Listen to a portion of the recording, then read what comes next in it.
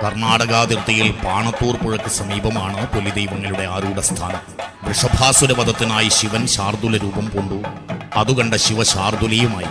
ഉദ്ദേശം സാധിച്ചതിന് ശേഷം അവർ പുലിരൂപത്തിൽ തന്നെ കാടുകളിൽ നിന്ന് കാടുകളിലേക്ക് മതോന്മത്തരായി സഞ്ചരിച്ചു. കാലമേറെ പിന്നിട്ടു.